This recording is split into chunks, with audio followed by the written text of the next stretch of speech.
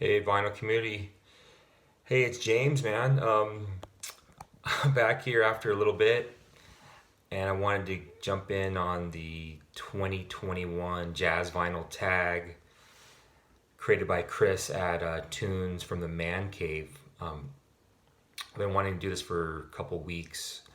One thing or the other got in the way, and but I've seen a lot of these entries, and it's great to just see what people show in their collections and what they think about certain records. And I love the psychology of it all. What people's first jazz records were, what their impressions were, how they got into things. It's just a great idea, and I need some excitement in my life too. So I thought this would be fun. So let me get right into it without further ado. I think I got everything in order here. So the first one is, what album got me into jazz? And maybe I'm overthinking this question, but I didn't really know what album really got me into jazz in terms of what I first listened to. But when I first started listening to jazz 25 years ago or so, I liked it, and I was more and more interested. And as I delved deeper, I started scaling the walls higher and higher. But this is the record that got me from interested to into it. From at the edge of the swimming pool to where I dived right in. And that was this one, Lee Morgan, Search for the New Land. I don't need to talk about this record at length. You all know what an outstanding record this is and how important of an album it is in the jazz canon. And I think it affected me the way it probably affected most of you, where upon listening to even those first few chords of the title track, the opening track, it really struck me of, okay, there's something different going on here. The whole modal feel of it, and the whole album, of course, it's so progressive, so that's the album that took me from being interested to into jazz. So I'm doing my own little interpretation of that question. But hey, this is jazz. We can improvise, right? So that's what really took me into it. Second question, what is the first jazz album you bought?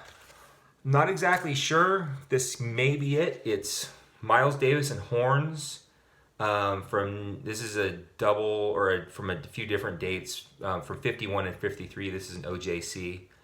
I should take this off, get that glare, so you can see that. I probably bought this when I was, I don't know if I was 17, 18, 19, I don't know, but I was still basically just a hard rock metal guy with the most advanced things I was in. I probably had some blues records, maybe some flamenco guitar, but at some point it dawned on me I should try some jazz, and of course I knew Miles Davis, and I just saw this at the store. It looked interesting, and I went for it. And I really haven't listened to this for a long time, but I should throw this on. I mean, this is a pretty old record, but it has Sonny Rollins, Benny Green, John Lewis, Perthy Heath, and Roy Haynes on one side. And then the other side has Al Cohn, Zoot Sims, Sonny Stitt, John Lewis, Leonard Gaskin, and Kenny Clark. Again, from split dates from 51 and 53. So that's my first one. A record on Blue Note. Jackie Mclean, Demon Dance. And I'm showing this really specifically because I just got this a few months ago. I don't necessarily like the term Holy Grail, but it's something that I didn't even think I thought I would ever find it. I didn't even think about it, but there it was in the bins. I'm flipping through, and it was one of those record store moments where you see the record there and you have to do a double take because you can't quite believe it's there. And here it was. I found this in the store, Jackie Mclean, Demon Dance. I've never seen this in person at all, even on a wall anywhere. It's still in the shrink. It's open, of course, but I don't think this is an original. But it's a 70s press. But nonetheless, a score. Amazed. So stoked on it. Jackie Mclean, Demon Dance. A record on Prestige.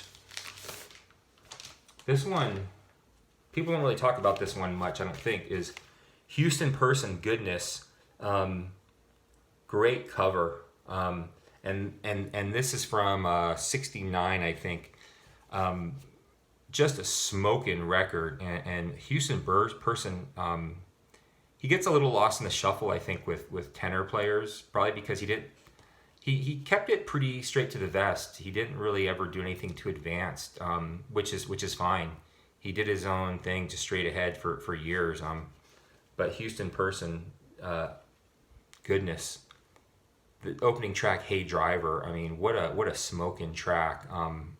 Just burns with Sonny Phillips and on organ and Billy Butler on guitar. As part of the lineup. Great record here. It seems like it wouldn't be hard to find, but it is. I mean, I think the only time I've seen this is when I got this, which was maybe 25 years ago. I don't ever see it just like flipping through the bins. Next one is a record on Impulse. I thought I'd do something a little bit different. Got to take these sleeves off when I should be prepared for these things. With all that glare. This is Mel Brown, Chicken Fat, 1967 on Impulse. There's the gatefold on that. This is from 1967. Just a greasy, grooving album. It's not an organ combo. There's no organ player on here. Actually, there's a second guitarist of Herb Ellis, which is interesting. But this is in the tradition of a lot of those records that were, were titled after food items, red beans and rice and gravy and chitlins and barbecue, hot barbecue, Jack McDuff, all these things. This thing just smokes. Almost has that organ combo sound, but without the organ. And Mel Brown kind of rips on this too. I don't know what any other Impulse records that come to mind that had this kind of soul jazz feel to it. I don't have any. So maybe someone out there can mention something in the comment about that. I'm not familiar with anything else from the Impulse catalog that has this kind of feel. And Mel Brown did a few others. I have those also. So kind of different. A record on Riverside. Here you go. Milt Jackson, Live at the Village Gate. This is also an early jazz find for me. I got this in the first couple of years I'd been buying jazz. Really nice record. Jimmy Heath shines on this. This is a quartet. Let me show that better. There you go. Yeah. Jimmy Heath shines on this one. He's really outstanding on this. And speaking of lost in the shuffle, Jimmy Heath kind of gets lost in the shuffle too of tenor greats.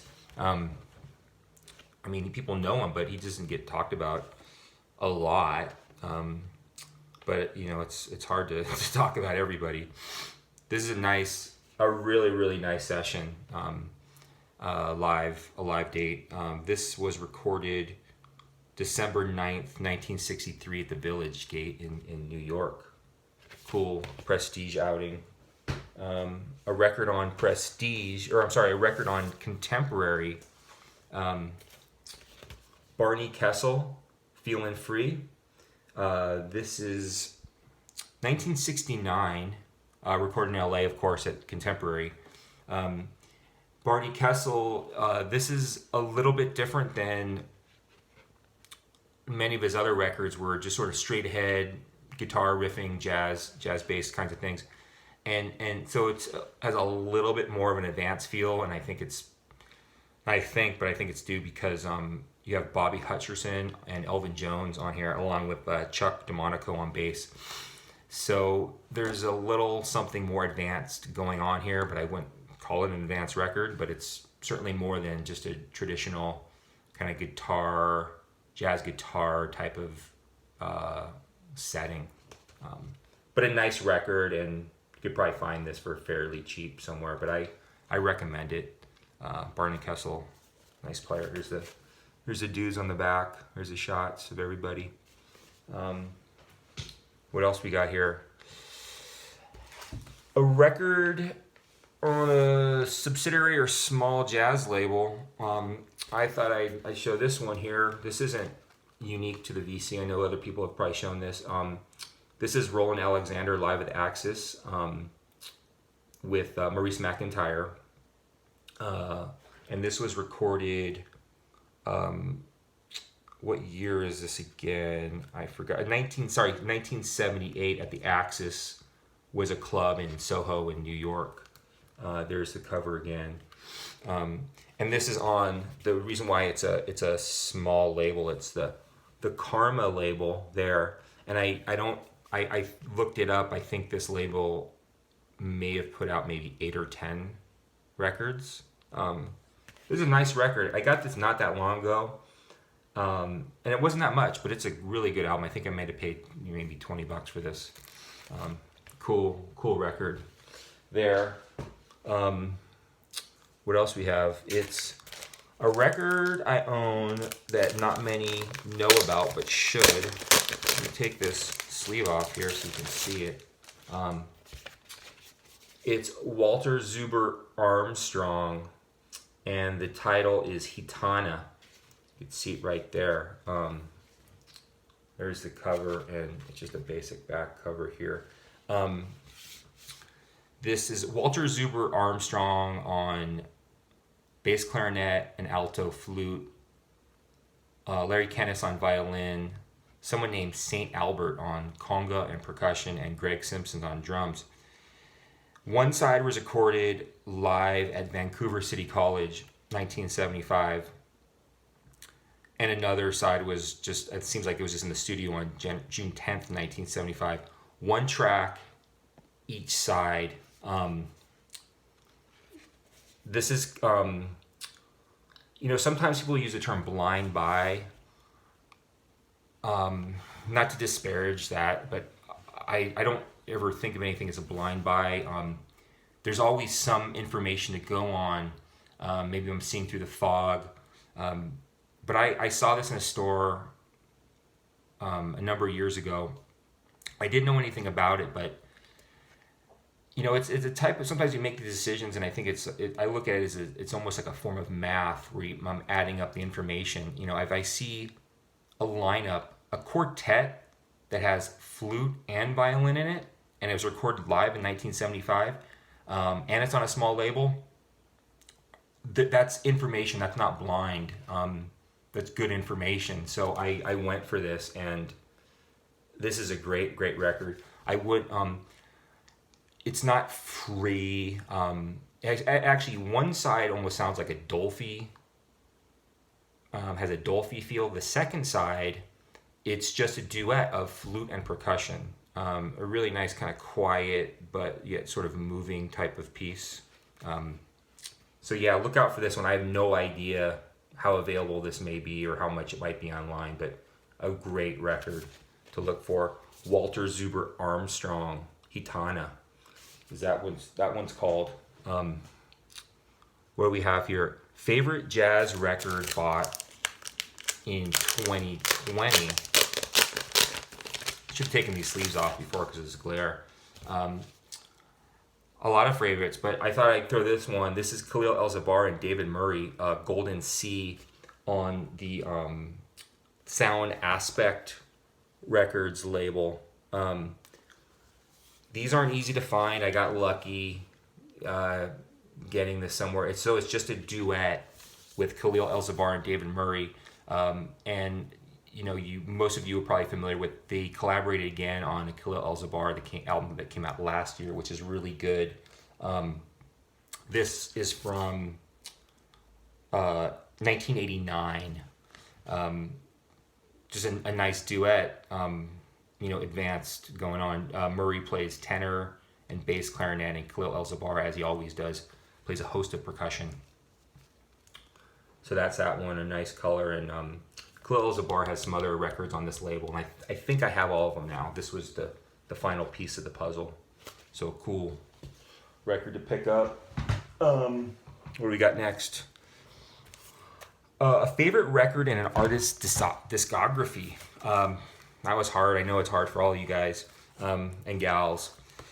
I thought I'd show this one, Terje Ripdahl Odyssey on ECM. I think I have all of his output on ECM, at least of his prime years, not the later stuff. Meaning all of his 70s work. But to me, this is the best one, at least my favorite. Just mind expanding and evocative, and his guitar tone, it has that kind of expressionistic, abstract quality combined with that rock power. There's really nothing like it. So Terje Ripdahl Odyssey, that's my pick for that category. A favorite record bought in a brick and mortar shop. Of course, that's hard. I mean, how it is for all of us. I mean, we bought so many records actually in the store. I went for this one, Charles Tolliver Compassion, simply because it was a little bit more memorable. I mean, I love the record, but it was memorable because I found this at a shop in Paris a bunch of years ago when I was just hanging out at a record store, just bullshitting with the guys in the store for hours. And so it was a memorable day for me when I was on vacation there. I think this just got reissued. It did get reissued very recently. This is a weird copy. It's on this Auto Fidelity Enterprises sort of distribution, even though it's obviously Strata East. But it's a weird copy of this. I've never seen another copy quite like this. 1977, Charles Tolliver. You all know him. You all know Strata East, so I'm not going to say much about it, but great record on that. What else? A record I bought online, and the same thing. I bought a lot of albums online, of course, so I thought I'd do something memorable. And Andrew Hill, Dance of Death, something I'd been looking for years and didn't have a lot of hopes because it's hard to find. It was on this white border Blue Note series, and I remember I had a bunch of credit on Dusty Groove, and I had a little bit left, and this record popped up, and I just jumped on it right away. Hopefully they'll put this out again with another release, maybe a Tone Poet. They should do it.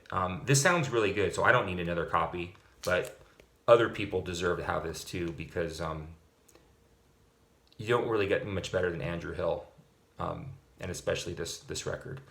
So yeah, that's it. This was originally recorded in 68. I had the CD of this at one point, but I'm rambling about that. So, all right. What's next? A record that a friend found or gifted to me.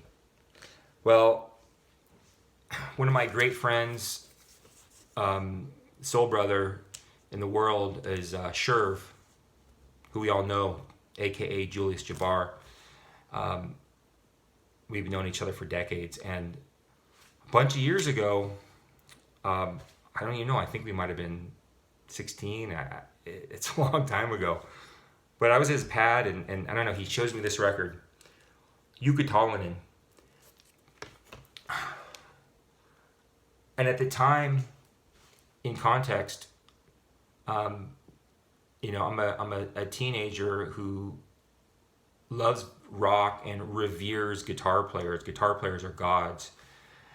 And to see that front image, that shot with that artwork and that whole kind of design concept, I'm thinking, what the hell is that?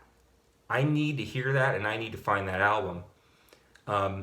Took me years and years just hoping to find it out of luck. It seemed a very exotic kind of thing to find, to be able to find. And then one day, I think it might have been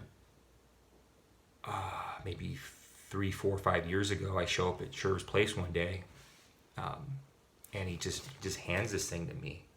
He's like, "Here, man." is one of the greatest moments of my life. Jukka Tallinen, for those of you unfamiliar, Finnish guitar player, jazz rock guitar player. Although I don't know, his stuff, that this album isn't nearly as heavy as it appears to be. You think it's going to be this like mind explosion, ripping, shredding, John McLaughlin, Mahavishnu type of thing. It's not that at all. But he's a great guitar player, but it's not rock. Great album. And so thank you, Sheriff. Every time I look at this, I think of you, man. This was, when was this originally released? I don't know. Oh, 1974 on Janus Records.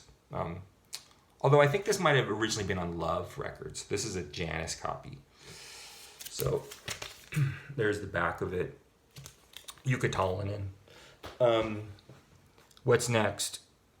A jazz box set. I don't have many jazz box sets. I think I only have a few actually. And this is the one I shot. I show. It's Cecil Taylor. And how do you pronounce this thing again? Yeah, it's One Too Many, Salty Sweet, and Not Goodbye on the Hat Hut label. It's it's a 5 LP set. Or sorry, no. It's 5 sides. They're all like 20-minute sides. And it's one of these kind of things that opens up like that. The box back on top. The lineup. This is Cecil Taylor. So this all was recorded June 14th, 1978 in Stuttgart. And the lineup is Cecil Taylor, Jimmy Lyons on alto, Rafi Malik on trumpet, Ramsey Amin on violin, Cerrone on bass, and the great Ronald Shannon Jackson on drums. Yeah, there's a little insert here. And I think, it kind of folds out with some info and some photos. You see that? So it's a cool thing. Really, really free advanced stuff. And whoever had this before kept it in good shape, because there's also this Hat Hut brochure here, which has some of their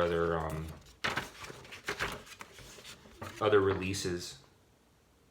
Little fold out, we call this a trifold, but little fold out. So that's some advanced stuff. What do we got? All right, try to wrap this up in the next few minutes. It's getting long. A jazz 10-inch, or I don't have many 10 or 7 inches at all of jazz, so show this one. Charles Lloyd with Gabor Szabo, Live at Slugs. This was a record store day release a few years ago. 10-inch. It has 2 songs, Lady Gabor on side 1 and Dreamweaver on side 2. And then they made a full album of this, and I have that, the Manhattan Stories. A record that a most recent jazz score. It's this one, Oro Pena. I don't know how they pronounce it, 'cause these guys are from Finland, so that's not Pena, but maybe it is. This word spiritual jazz gets overused these days, but if you like that sound, that's what this is. This is just one long track extended over 2 sides. This just came out. Anyway, I'm not going to go on. It says, little sticker here says free, improvised, and modal. Oral Pena.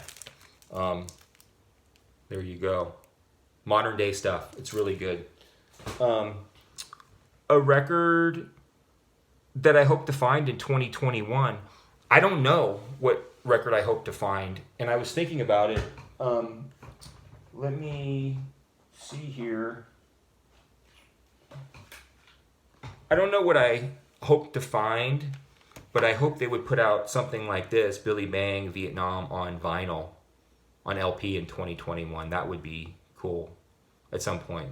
So I don't know what I hope to find, but I hope I'm improvising a little bit. I hope what the music industry does is put out some more Billy Bang on LP because he deserves it. A jazz record I own that I would like to upgrade in 2021. I can't think of anything in terms of the quality of the pressing I have, but I'd like a new copy of this McCoy Tyner Expansions, just because I have this Applause version. I don't like the cover. It sounds okay, but I'd like an upgrade on this. I'd like it doesn't have to be an original because I don't really care so much about that, but an older, a regular copy, right? Free jazz record. If I go with this one, Noah Howard, live at Judson Hall on ESP. When was this recorded? This is 1966. One track, two sides. This is a good one. Very free, like goes a little bit inside, which is nice. There you go. And then to close it out, a Desert Island Jazz album. Of course, like all of us, that's a tough one. But I think I would go for this. Ole. This is probably my favorite. Well, I'm saying it's probably my favorite Coltrane record. There's so many to choose from. There's just the Spanish evocative feel of this things. I could just listen to this all day long if I'm on an island. What better way to spend the time than to listen to John Coltrane Ole? In a way, I feel like this is underrated, and that's understandable because he, I mean, it's Coltrane. There's just such a body of work. It's hard to rise to the top. But Ole, this is incredible. I try to give this gift to people who don't know about jazz. But yeah, that's it. A lot longer than I thought, but hope you guys stuck with it and got something out of what I said. Maybe turned you on to some things that you didn't know about, or maybe re-inspire you to break some records out. So that's it. Chris, thanks again for starting this project. It was cool to do, and we'll talk to you guys another time. All right, later.